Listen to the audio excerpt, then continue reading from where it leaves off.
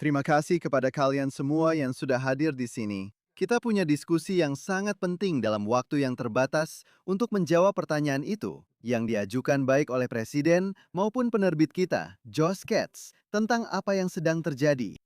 Kita tahu betapa istimewanya hubungan antara Amerika Serikat dan Israel. Kita tahu tentang nilai-nilai bersama yang menyatukan orang Amerika dan orang Israel. Kita juga tahu tentang musuh bersama yang menyatukan mereka. Tapi, di mana posisi kita sekarang? Saya punya 3 pertanyaan. Kita tidak punya banyak waktu, jadi saya akan meminta para panelis kita untuk menjawab setiap pertanyaan sependek mungkin. Dan mari kita mulai dengan membahas krisis saat ini. Beberapa bulan terakhir benar-benar menjadi puncak kerjasama Amerika Serikat dan Israel yang memberikan banyak alasan bagi kita semua untuk merayakannya. Dan dalam 1 atau 2 minggu terakhir, ada beberapa pertanyaan yang muncul tentang hal itu. Pertanyaannya adalah, apakah ini hanya hambatan sementara, ataukah ini sesuatu yang bisa menjadi ancaman jangka panjang bagi hubungan tersebut?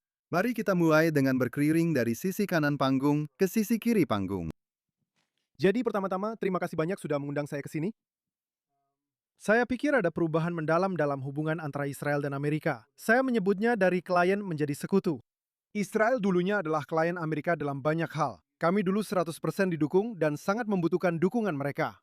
Tapi hari ini Israel, Anda bisa melihat dalam pertempuran di Iran sekarang, bahwa kami berjuang berdampingan sebagai sekutu. Israel perlu memahami bahwa kami telah menjadi makmur dan secara finansial mampu mendukung diri kami sendiri. Kami tidak lagi membutuhkan bantuan keuangan atau militer itu lagi. Itu hanya 0,7% dari PDB Israel, jadi tidak signifikan dibandingkan dengan 15% pada tahun 70-an. Ini sedang berubah. Israel perlu memposisikan diri sebagai sekutu yang baik dan kuat. Dan Amerika perlu memahami bahwa kami adalah sekutu. Sekutu kadang-kadang memiliki perbedaan di antara mereka, seperti yang bisa kita kutip. Amerika yang utama, tapi Israel juga yang utama. Begitulah cara kerja sekutu. MK Town. Pertama-tama, puji syukur kepada Tuhan untuk Duta Besar Huckabee, benar? Amin. Saya bilang ke beliau saat beliau pergi bahwa saya haus mendengar kata-kata seperti itu di saat seperti ini. Tapi saya ingin memberitahu semua orang, kita harus menunggu dan melihat kemana arah semuanya. Karena kita juga harus mengingat apa yang terjadi di sini selama setahun terakhir atau sedikit lebih sejak Presiden Trump menjabat. Tidak ada presiden lain yang pernah melakukan dan pernah berdiri bersama Israel seperti yang dilakukan Presiden Trump. Dan kita juga harus mengingat itu. Sekarang, kita juga harus mempersiapkan diri untuk hari di mana kita akan melihat presiden lain di Gedung Putih. Dan kemungkinan besar presiden Amerika berikutnya tidak akan sebersahabat dan sependukung Presiden Trump dulu dan sekarang. Dan inilah mengapa kita harus menjadi jauh lebih mandiri dan kita harus membangun aliansi-aliansi baru yang akan membantu kita mempersiapkan diri untuk masa depan dan tantangan-tantangan yang akan datang. David? Ya, pertama-tama saya ingin mengucapkan terima kasih kepada Duta Besar Huckabee karena saya pikir kita harus mengingatkan diri kita sendiri bahwa pilar Amerika atau pilar peradaban bukan hanya Amerika, tetapi juga peradaban Barat adalah Gunung Sinai, Gunung Moria, dan sebagainya. Kamu tidak perlu melihat lebih jauh dari Dostoyevsky atau yang lainnya untuk membicarakan hal-hal seperti ini. Tapi kita juga melihatnya di seluruh warisan budaya Amerika sebagai Yerusalem baru. Nah, dalam konteks itu, yang sebenarnya dimaksud adalah perdebatan tentang kebijakan terhadap Israel di Amerika Serikat. Sebenarnya bukan tentang Israel. Ini tentang jiwa Amerika sebagai sebuah peradaban dan apa itu sebenarnya. Dan saya pikir Amerika Serikat sedang memasuki masa gejolak yang luar biasa. Pencerahan telah mencapai titik tertentu di mana ada kembali ke agama dan pemahaman bahwa ada sesuatu yang tetap, tapi agama apa? Ada elemen tertentu dari kekuatan Amerika yang telah digunakan secara berlebihan, terlalu dieksploitasi, dan Amerika seolah-olah sedang mundur kembali. Dan akhirnya, saya pikir struktur politik Amerika sedang memasuki masa gejolak yang luar biasa. Saya bahkan tidak berpikir kita harus membicarakan apa yang terjadi jika Partai Demokrat naik atau Partai Republik naik. Saya tidak yakin akan ada Partai Demokrat dan Partai Republik dalam 10 atau 20 tahun ke depan. Saya pikir kita sedang memasuki masa gejolak yang ekstrim. Bukan kekerasan, tetapi gejolak struktural politik dari struktur partai kita. Dan Israel hanyalah cerminan dari itu.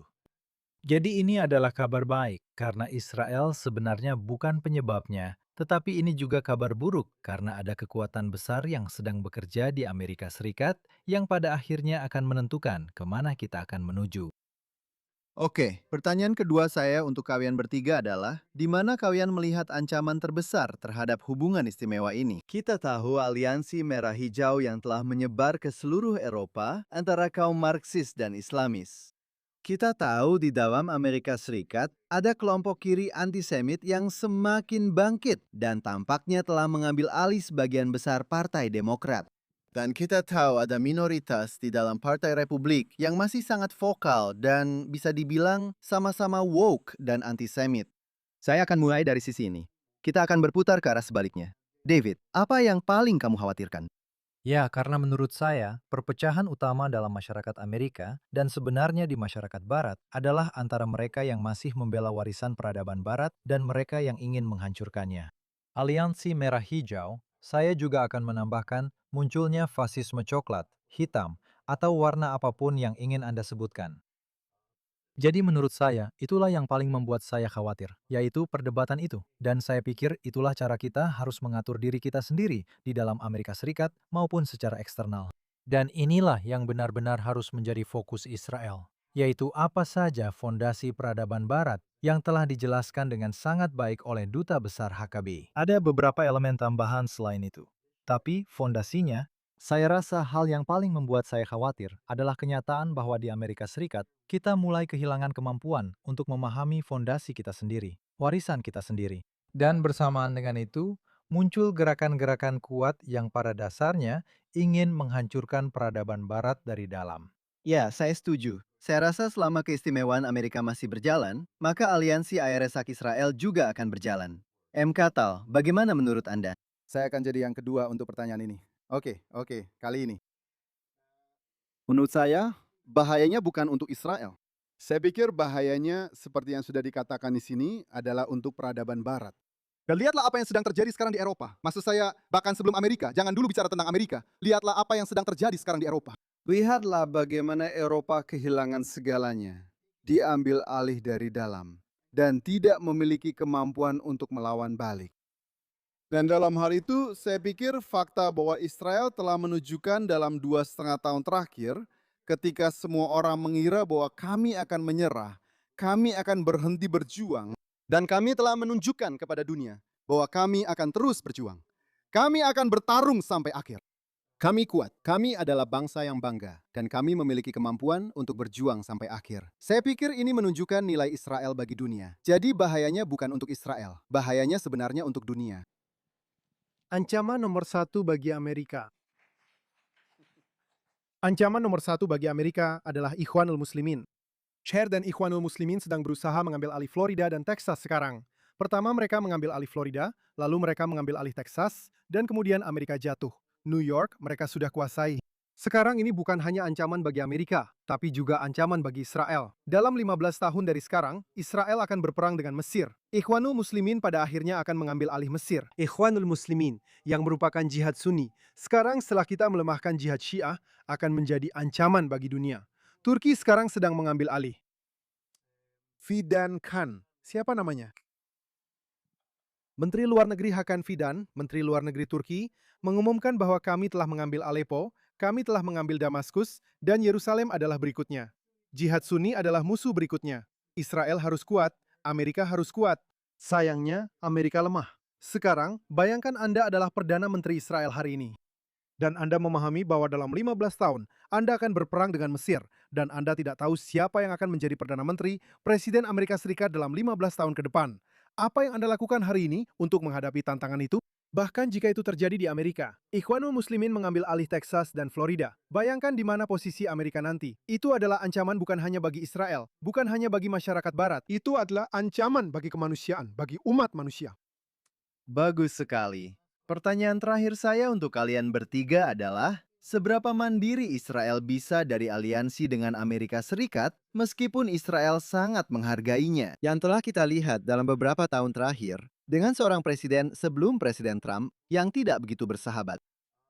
Tapi bagaimana? Mengingat kedua militer sangat terhubung, mengingat keterbatasan sebagai negara kecil di Timur Tengah, seberapa mandiri Israel bisa? Jadi orang-orang lupa sebuah cerita. Oktober 2022, Netanyahu memenangkan pemilu dan Biden tidak mengundangnya ke Gedung Putih. 23 Juli dia diundang dan dia bertemu Biden di Gedung Putih. Apa yang terjadi di antaranya yang sebenarnya memungkinkan Netanyahu diundang? Tidak ada yang ingat. Namun pada Juni 2023, Netanyahu mengumumkan bahwa dia akan bertemu dengan Xi Jinping di Tiongkok. Itulah cara dia diundang ke Gedung Putih. Semua orang tahu bahwa dia tidak pergi ke Xi Jinping di Tiongkok. Tapi kita harus mendiversifikasi aliansi kita dengan beberapa cara. Bertindak sebagai sekutu yang independen adalah satu-satunya cara untuk benar-benar menjadi pihak yang dapat diandalkan dan benar-benar menjadi sekutu. Israel saat ini harus mulai membangun infrastruktur militernya sendiri agar bisa menjadi sekutu sejati Amerika. Dengan memahami bahwa Amerika adalah yang utama dan Amerika harus memikirkan kepentingannya sendiri. Tetapi Israel juga harus memikirkan kepentingannya sendiri dan mengutamakan Israel.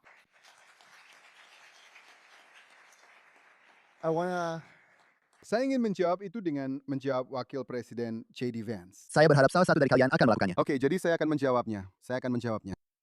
Dan saya ingin memberitahunya bahwa yang melindungi Israel bukanlah tangan Amerika atau uang pajak Amerika. Itu adalah Tuhan Israel untuk para prajurit pemberani IDF. Kita, seperti yang sudah saya katakan sebelumnya, kita adalah bangsa yang kuat dan bangga. Kita sudah berada di sini selama ribuan tahun. Dan kita berencana untuk tetap di sini selama bertahun-tahun ke depan. Tidak peduli siapa yang akan menjadi presiden di dunia. Gedung Putih. Jadi ya, kita mandiri, kita kuat. Dan kita punya rencana untuk tetap di sini untuk waktu yang sangat lama. David, Ya, saya pikir nota kesepahaman yang sedang berkembang menunjukkan, seperti yang sudah dikatakan Amiat, bahwa sifat dasar hubungan ini sedang berubah dan menjadi lebih seimbang, sehingga Israel jauh lebih diposisikan sebagai mitra. Tapi saya akan bilang itu sebenarnya hanya sebagian saja. Saya pikir gagasan-gagasan Israel juga ada pada anak-anak di Gaza, anak-anak yang berjuang di Lebanon. Mereka menunjukkan kemana arah masa depan peradaban Barat. Mereka tidak hanya berjuang untuk Israel. Mereka berjuang untuk mengingatkan dunia, sesuatu yang sudah asing bagi para pemuda Amerika, pemuda Eropa, dan sebagainya. Jika Israel berhasil, Israel juga menjadi mitra dalam memulihkan dan merehabilitasi gagasan-gagasan yang menjadi fondasi peradaban Barat. Sekecil apapun Israel, negara itu benar-benar akan membantu memulihkan fondasi pilar-pilar peradaban Barat. itu semua sudah dikatakan dengan baik. Kita masih punya beberapa menit lagi karena kita semua sudah sangat baik dalam menjaga jawaban kita tetap singkat. Tapi apa itu jawaban singkat? Anda sudah menanggapi Wakil Presiden Vance, tapi itu menimbulkan pertanyaan, apakah Israel adalah sekutu atau bawahan? Bagaimana cara terbaik kita merespons sebagai pendukung Israel, baik orang Amerika maupun Israel, terhadap gagasan untuk diam saja dan, Anda tahu, dengarkan apa yang kami katakan. Dengan sangat cepat. Bagi mereka yang berpikir bahwa Israel adalah negara bawahan, mereka tidak memahami Barat, mereka tidak memahami Amerika, dan itu merupakan ancaman bagi keduanya. Israel benar-benar adalah mitra, dan jika kamu tidak mengingat itu, maka kamu kehilangan jati dirimu dan arti penting Israel.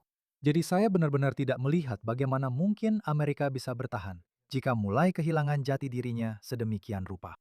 Israel jelas merupakan mitra dan mitra yang sangat penting. Oke, saya hanya akan bilang, dengarkan musuh-musuh kita. Dengarkan apa yang mereka katakan. Mereka bukan orang yang moderat, dan mereka juga tidak masuk akal. Mereka meneriakkan, matilah Israel, matilah Amerika. Mereka berteriak, mereka berkata, Israel dan Amerika adalah mitra, dan kami adalah musuh kalian. Dan ketika Israel melawan musuh-musuh kalian, musuh-musuh Amerika, itu membuktikan lebih dari apapun bahwa kita memang benar-benar mitra. Tindakan berbicara lebih keras daripada kata-kata. Pertama-tama, tanyakan kepada para pilot Amerika apa pendapat mereka tentang tentara Israel. Kamu di sini. Kedua, periksa PDB Israel. PDB Israel perlu meningkat 2 kali lipat dalam dekade berikutnya. Kita perlu memiliki kepemimpinan yang tepat untuk melakukan itu. Tetapi kita akan melampaui Amerika dalam PDB per kapita dalam dekade berikutnya jika kita bertindak dengan benar. Kita punya talenta, kita punya kemampuan. Maksud saya bahkan lebih dari Amerika. Yang terpenting kita punya visi dan keyakinan pada diri sendiri. Israel seharusnya hanya menjadi sekutu bagi Amerika dan membantu Amerika kembali menjadi seperti dulu. Ya, terima kasih semuanya. Terima kasih kepada ketiga panelis kita. Hubungan ini masih istimewa, dan mari kita semua bekerja untuk menjaga agar tetap seperti itu.